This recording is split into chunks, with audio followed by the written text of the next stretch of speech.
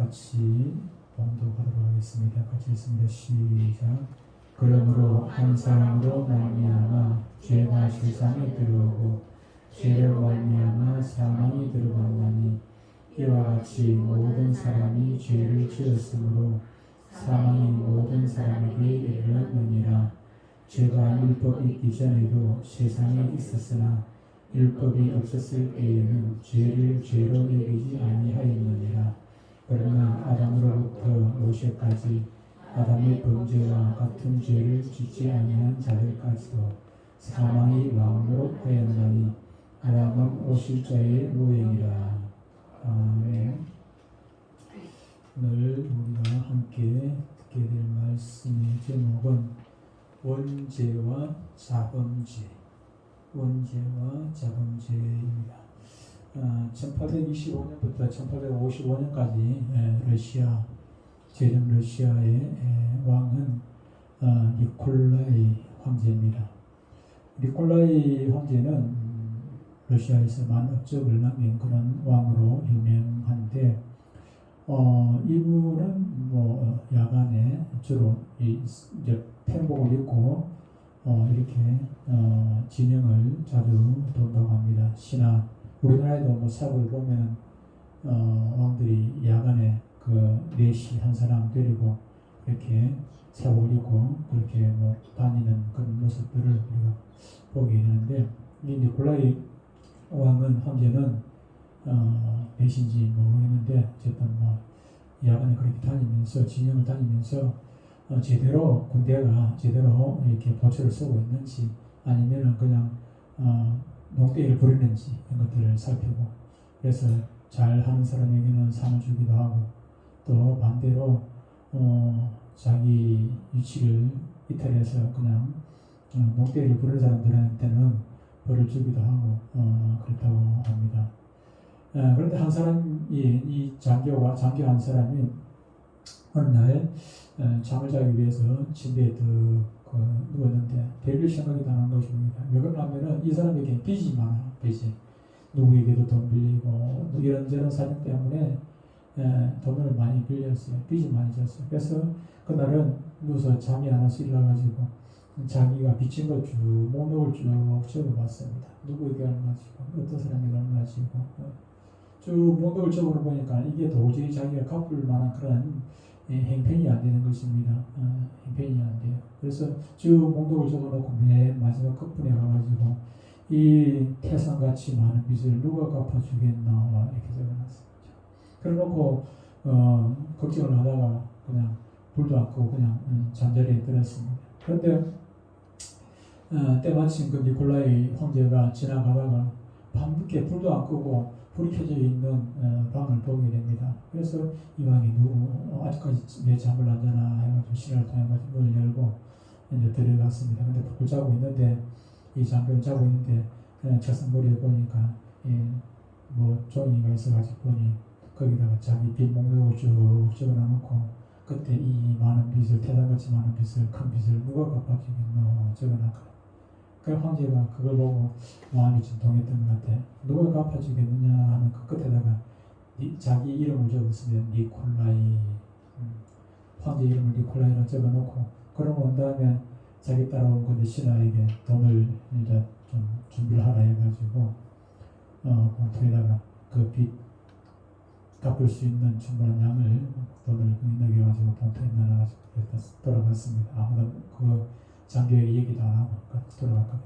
아침에 이 장교가 일어나서 눈을 떠서 보니까 니콜라이 황제가 밤새 다녀가고 거기다가 자기 빚을 다 갚을 수 있는 돈, 충분한 돈을 거기다 봉투에다 담아가지고 놓고 갔거든.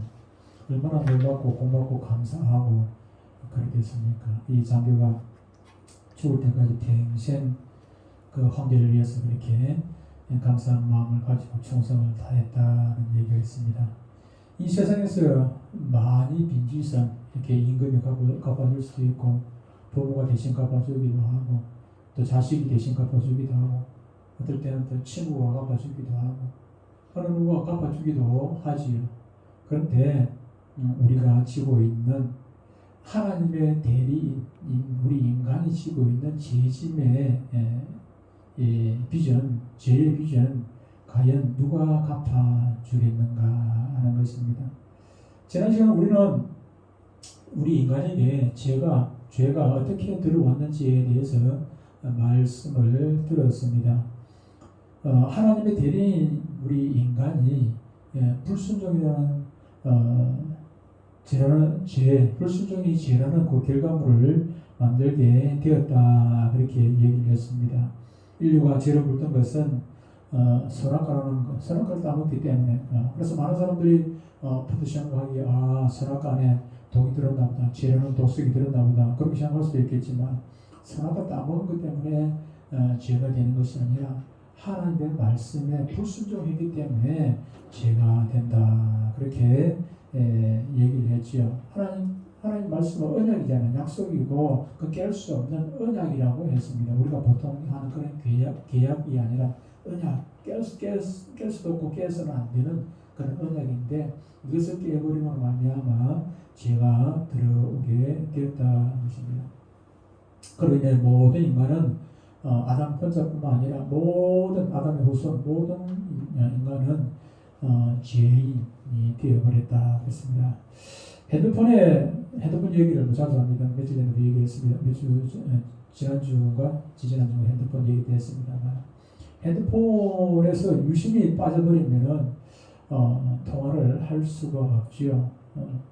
핸드폰이라는 본래의 기능을 감당할 수가 없게 되는 것입니다. 많은 사람들이 얘기할 것입니다. 유심 빠져도 뭐 카톡도 되고 와이파이 연결하면은 인터넷도 되고 다 할 수 있다고 그렇게 이야기를 할 수가 있을 것입니다.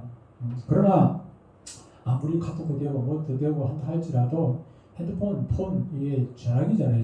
전화기에서 전화가 안 되면은 핸드폰이라는 그 전화기의 본래의 기능을 잃어버리는 것이죠. 목적을 이탈하게 되는 것이다 하는 것입니다. 우리 사람도 마찬가지입니다. 우리 조상 아담이 선악과를 따먹고 죄인이 되고 나서도 여전히 그는 죽지 아니하고 말도 하고 보기도 하고 먹기도 하고 마시기도 하고 듣기도 하고 다 하지요. 다 하죠. 먹고 마시고 입고 싸고 모든 거 다 합니다. 다 합니다. 그런데 그에게 본래의 목적이 무엇입니까? 하나님께서 그에게 맡겨주신 사명이 무엇이었습니까? 그것은 하나님의 대리인으로서 하나님께서 창조하신 것들을 다스리는 그 대리인의 역할이었습니다. 그것이 본래의 목적이었죠. 그런데 죄를 짓고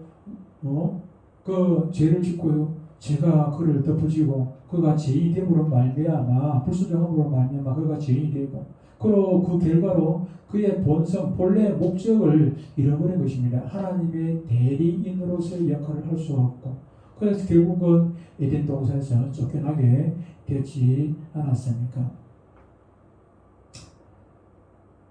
중요한 것은 본래의 목적을 잃어버린 것입니다. 핸드폰뿐만 아니고 컴퓨터도 마찬가지고 이 땅에 있는 모든 것들 수많은 것들이 본래의 목적이 있습니다. 그 목적을 잃어버리면은 그 모습은 껍데기는 그대로 있다 할지라도 그것은 실제의 가치가 없는 것이죠.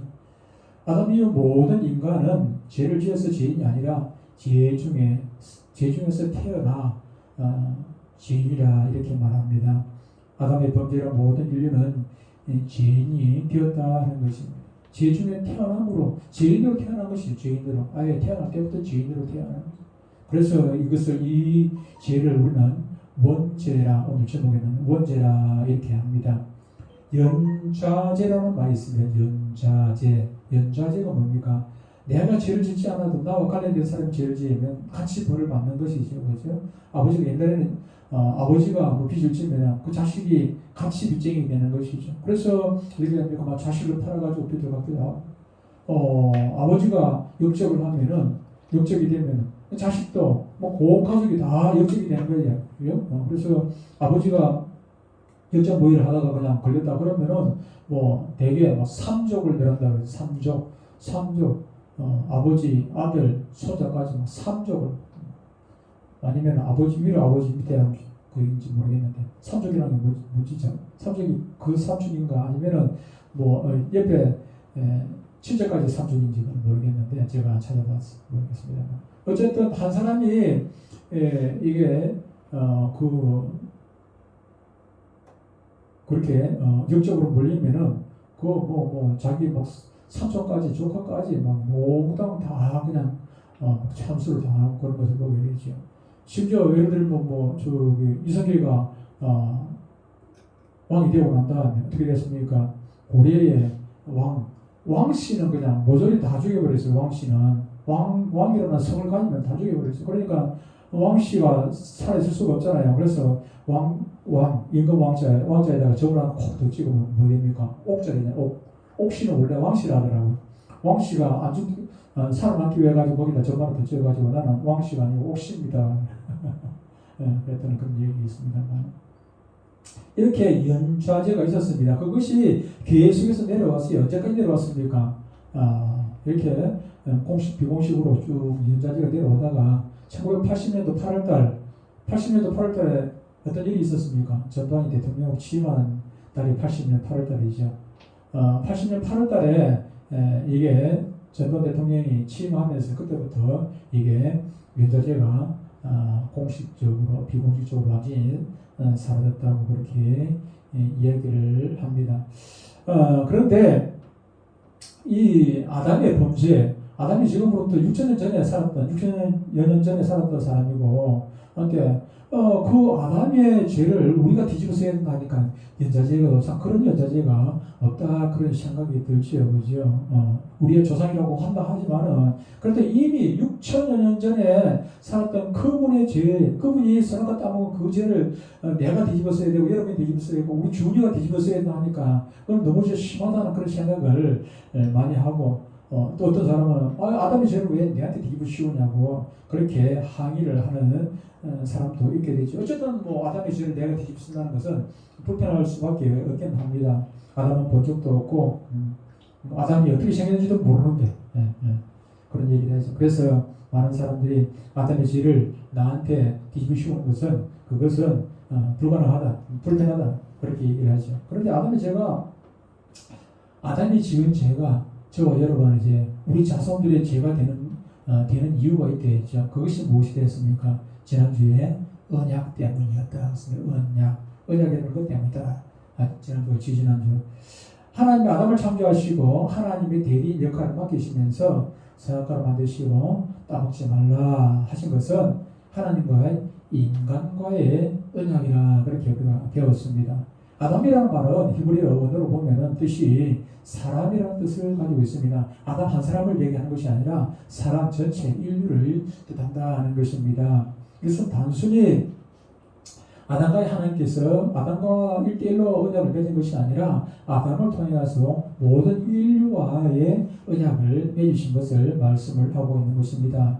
아담은 그저 모든 인간을 대표해서 하나님과 언약을 맺은 것입니다. 제가 한번 예를 들은 적이 있습니다만 이번에 한 신문사 여기자가 있었습니다. 여기자가 결혼을 했지요. 결혼을 했는데 결혼하고서도 자기 남편이 아닌 다른 미국의 흑인 남자와 불륜을 갖게 됩니다. 불륜을 맺게 되는데 그 불륜으로 인해 가지고 아이를 낳았습니다. 그런데 자기는 그 흑인의 남자의 아들인 줄 모르고 아들을 낳았죠. 낳아놓고 보니까 흑인은 아니었고 다행히 흑인은 아니었고 그냥 일본 사람처럼 그렇게 생겼어요. 피부가.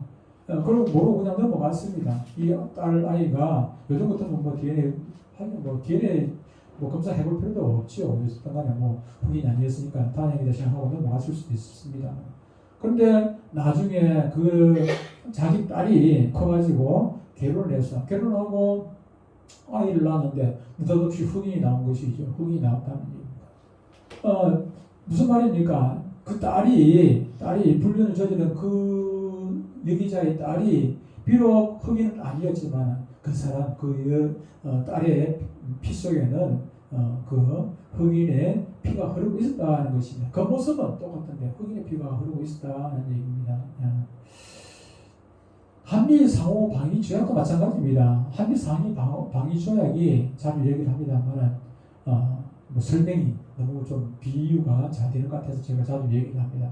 한미 상위 방위 조약이 지금 문재인 대통령하고 미국의 바이든 대통령하고 맺은 조약이 아니지 않습니까? 이미 70년 전에 69년 전에 맺은 조약입니다. 이승만 대통령하고 미국의 아이젠하워 대통령하고 사이 있을 때 맺은 조약입니다. 1953년도 7월 17일 날 7월 27일 날 우리 6.25가 끝이 나죠. 정전협정을 맺고 6.25가 이게 이제 끝이 나게 되는데, 끝이 나면서 미국의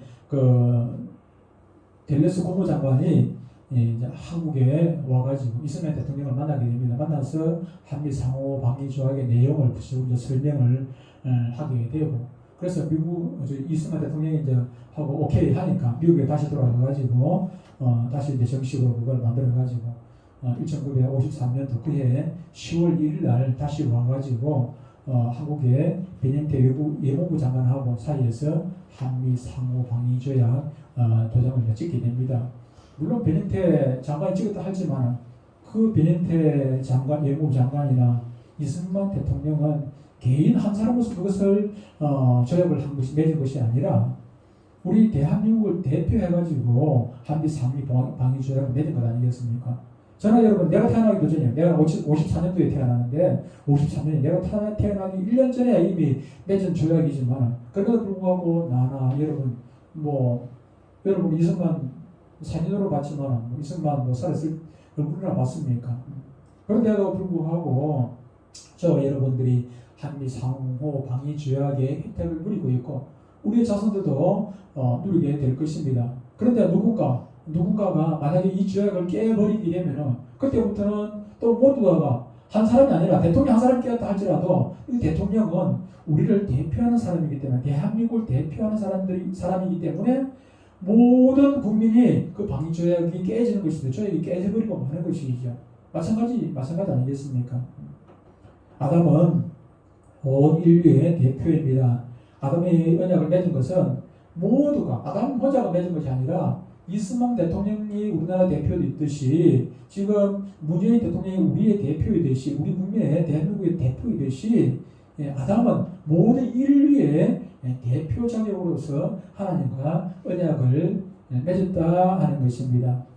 로마서 5장 12절에 이렇게 말씀합니다. 그러므로 한 사람으로 말미암아, 한 사람이 누굽니까? 아담이겠죠. 아담 한 사람으로 말미암아 죄가 세상에 들어오고 죄로 말미암아 사망이 들어왔나니 이와 같이 모든 사람이 죄를 지었으므로 사망이 모든 사람에게 이르렀느니라, 이렇게 말씀합니다.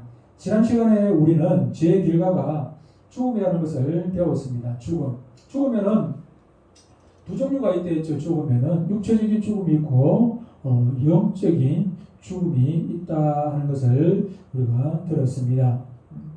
영적인 죽음이 무엇입니까? 육체적인 죽음은 우리가 이해를 할 수 있는데 영적인 죽음이 무엇입니까? 영적인 죽음이라는 것은 영혼이 어디 달아나는 것이 아니라 하나님과 우리 사이가 단절이 된 것, 그것이 영적인 죽음이라 그렇게 말씀을 했습니다. 시편 58편 3절에는 이렇게 말씀을 합니다.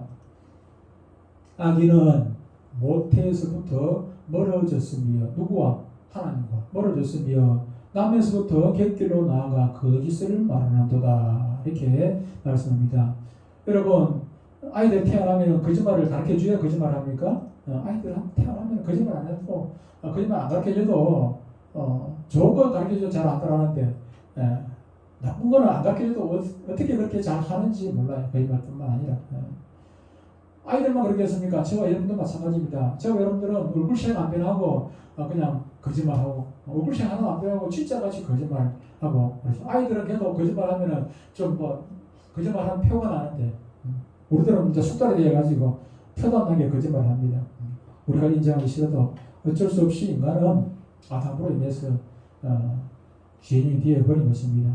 죄의 끝은 무엇입니까? 사망입니다. 하나님과의 단절, 천국에서 쫓겨나는 것이죠. 이 내용이 오늘 우리가 듣게 되는 쭉 내용인데, 소여문답 16번째 질문과 17번째 질문에서 말씀을 하고 있습니다. 16문, 모든 인류가 아담의 첫 범죄로 타락하였습니까? 당연하겠죠. 아담과 맺은 언약은 아담 자신뿐만 아니라 그의 후손도 위한 것이므로 보통 생육법으로 아담에게서 난 모든 인류는 그 첫 범죄로 아담 안에서 범죄하였고, 여러분 할 것도 없어요. 여러분 할 것도 없고, 단 한 번의 그 범죄로 말미암아 그 첫 범죄, 아담의 선악과 따먹은 그 첫 범죄로 아담 안에서 범죄하였고, 누가? 저와 여러분, 우리 모두가 범죄하였고, 그와 함께 아담이 타락할 때 함께 타락했다. 우리는 지금 태어나면서 타락한 것이 아니고, 이미 우리가 태어나기 전에 6천년 전에 이미 우리는 죄인 되어버렸다는 것입니다. 자동적으로 6천년 전에 죄인이 되어버렸다, 그렇게 말씀하고 있는 것입니다. 17문, 그 타락은 아담이 선악과를 따먹고 불순종으로 타락한 그 타락은 인류를 어떤 상태에 빠지게 하였습니까? 그 타락은 인류를 죄와 비참의 상태에 빠지게 하였습니다. 죄에서 끝나버리면은 그 결론이 무엇입니까? 사망이죠. 참 비극입니다. 비극인데 절망이죠. 사망이라는 것은 우리가 병들면은 다시 나을 수 있는 희망이 있잖아요. 소망이 있죠. 그죠? 병을 가서 치료받고 다시 회복할 수 있는 소망이 있지만은, 죽음이라는 것은 목숨이 여러 개 있는 것도 아니고 하나밖에 없으니까 죽음이라는 것은 소망이 없는 것입니다. 사망, 이거는 완전 절망이죠. 그러나 정말 다행인 것은 여기서 끝나지 않고 성경은 대표성의 원리, 아담 우리의 대표 것처럼 대표성의 원리를 한 가지 더 소개한다는 것입니다. 그 대표가 누구입니까? 바로 예수 그리스도이십니다. 로마서 5장 19절에 이렇게 말씀합니다. 한 사람이 순종하지 아니하므로, 아담 한 사람이 순종하지 아니하므로 많은 사람이 죄인 된 것 같이 한 사람이, 이 한 사람이 누굽니까?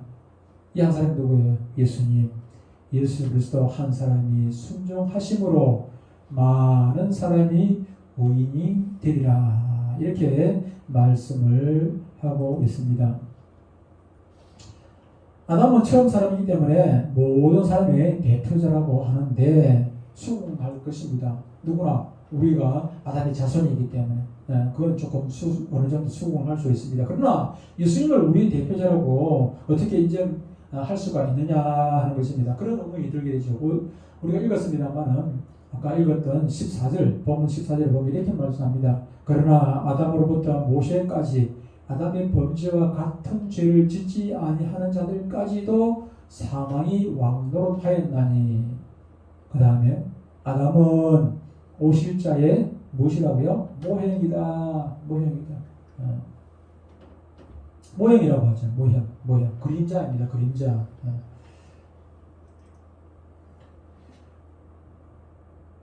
여기서 오실 자는 예수님 아니겠습니까? 그러니까 아담은 예수님의 모형이라, 모델하우스 얘기한데 모형이잖아요. 모형.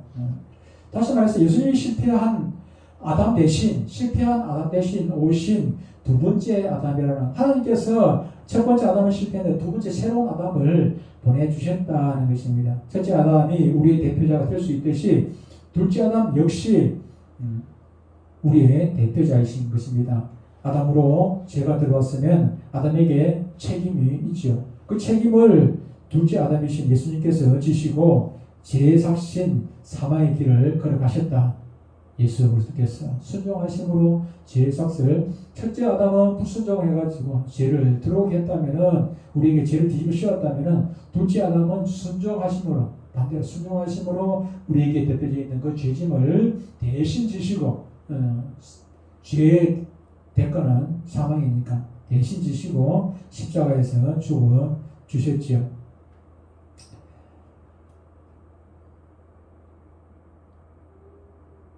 책임을 졌으니, 죄에 대한 책임을 졌으니 책임은 이제 없어진 것입니다. 그 예수님이 죄의 삭은 사망이어서 우리의 아담 안에 있는 모든 인간의 죄를 짊어지고 죽으셨습니다. 이제 누구도 저와 여러분들에게, 어느 누구에게, 예수 믿는 어느 누구에게도 아담의 죄에 대해서 왈가왈부할 수가 없게 된 것입니다. 단 조건이 있습니다. 아담이 우리의 대표가 되었던 예수님을 우리의 대표로 인정하느냐 안 하느냐, 그 문제가 남아있는 것입니다. 예수님을 대표로 인정하면은 예수님이 죄를 짊어지고 죽으신 것이 바로 내가 죽은 것이 되는 것입니다. 죄에 대해 죽은 사람은 죽음이 더 이상 그를 다스릴 수가 없습니다. 누구든지 누구 때문에 다스리지 못하는 것입니까? 바로 예수님 때문에 다스리지 못하는 것입니다. 고린도전서 5장 22절에 이렇게 말씀을 합니다. 아담 안에서 모든 사람이 죽은 것 같이 아담이 죄를 지음으로 불순종함으로 모든 사람이 죽은 것 같이 그리스도 안에서 모든 사람이 삶을 얻으리라 이렇게 말씀합니다. 여러분, 사망은 누구에게 속한 것입니까? 사망은 죄인에게 속한 것입니다. 비록 우리의 대표자가 되어 우리의 죄를 지시고 예수님께서 죽으셨지만은 그러나 그분은 죄와 상관 사실은 없는 분이기 때문에 다시 살아나셨습니다. 그러니 죽어 있을 이유가 예수님께서 죄와 상관없는 분이 계속해서 우리의 죄를 대신해서 일단 죽었으면 끝이다 하는 것이죠.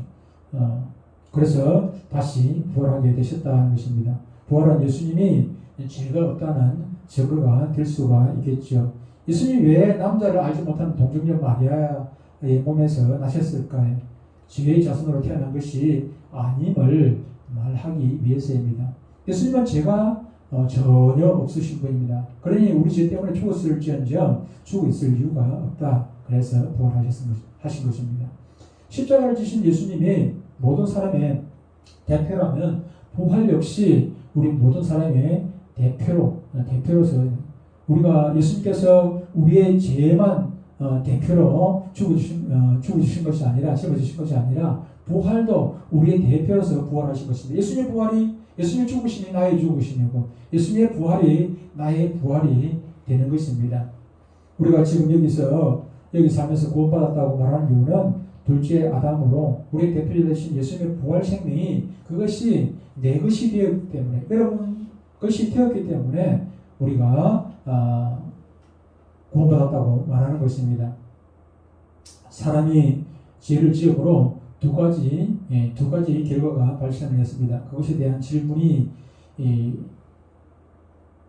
바로 18번째 소위문답 18번째 질문입니다. 사람이 타락하여 빠지게 된 상태의 죄성은 어떻게 나타납니까? 사람이 타락하여 빠지게 된 상태의 죄성은 어떻게 나타납니까? 그에 대한 답이 이렇게 나와 있습니다. 사람이 타락한 상태의 죄성은 아담의 첫 범죄의 죄책과 원래의 의의 결핍과 그의 본성 전체가 부패한 것, 이것을 일반적으로 원죄라고 부릅니다. 그리고 이 원죄로부터 나오는 모든 자범죄로 나타난다. 다시 말하면 사람이 타락하여 빠지게 된 상태의 죄성은 원죄와 자범죄로 나타난다. 그렇게 설명을 하고 있는 것입니다. 죄로 인해 어떤 책임이 생겼습니까? 첫째는 죄에 대한 책임이 당연히 생기게 되고 두 번째는 본질이 타락해버려서 하나님의 행상이 가졌던 의로움을 잃어버린 것입니다. 죄로 인해 하나님의 행상 자체가 타락해버리니 생각, 의지, 마음 속에서 나오는 모든 것들이 저절로 따라오게 되는 것이죠. 완전히 다 타락해버린 것입니다. 그래서 칼빈의 교리 중에 5대 고리가 있는데 교리 중에 하나가 전적 타락입니다. 전적 타락하는 것은 다 썩었다는 것입니다. 조금 더 덜 썩은 부분이 있고 완전히 썩어서 이거는 살아날 소망이 없는 것입니다. 오늘 아침에 저 위에 삼천 복도에 하초가 하나 있는데 이게 이름은 모르겠어요.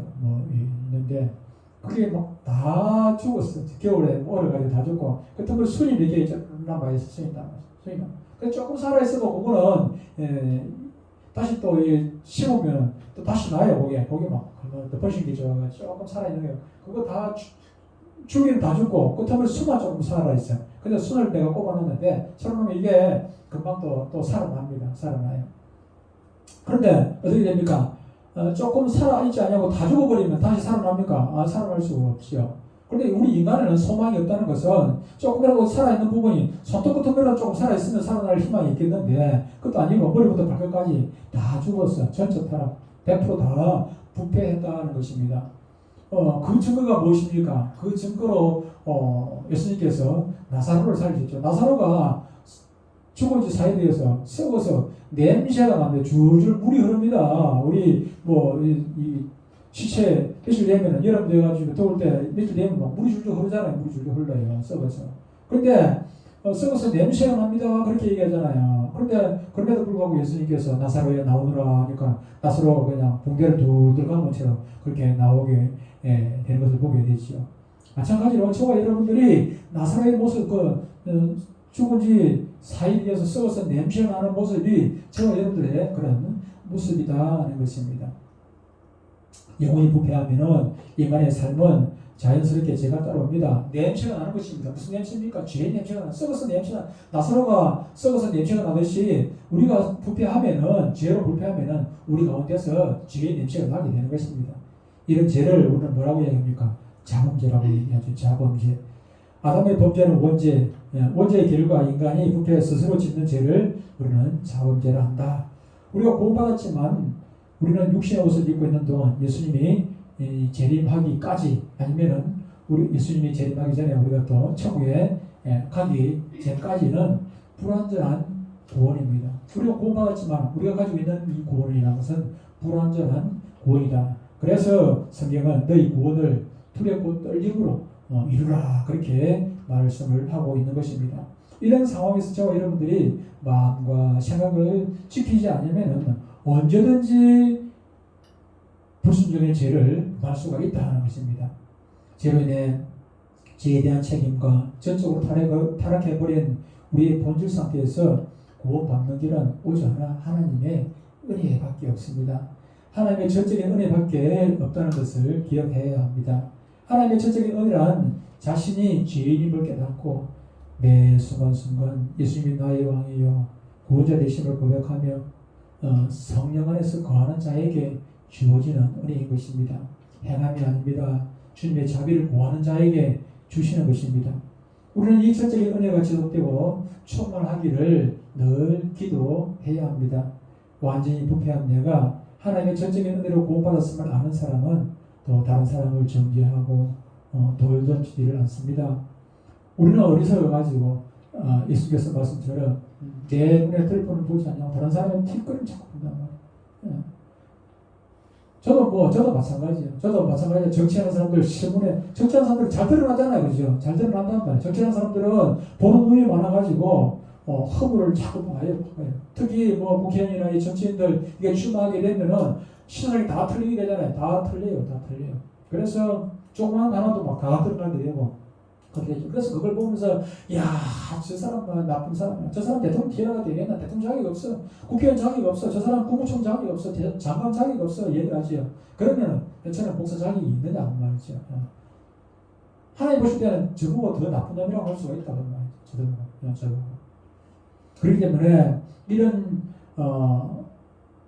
썩어서 냄새가 나는 그런 죄를 지어서 죄의 냄새가 막 그냥 풍기는 저와 여러분들이 과연 누구를 속발질하고 누구를 감당을 하겠느냐 그 말이죠.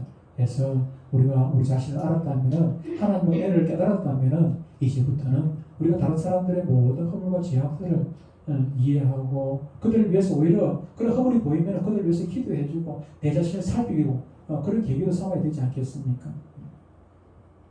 우리 모두 원죄와 자범죄의 결과 사망의 불구덩이에서 전적인 하나님의 은혜로 구원받은 이 놀라운 사실을 늘 기억하고 매 순간순간 예수님 나의 구원자 되심을 고백하며 성령 안에서 거하시고 기도하는 가운데 주의 사랑을 실천하며 사시는 복된 성도들 되시기를 주의 이름으로 축복합니다. 기도합니다.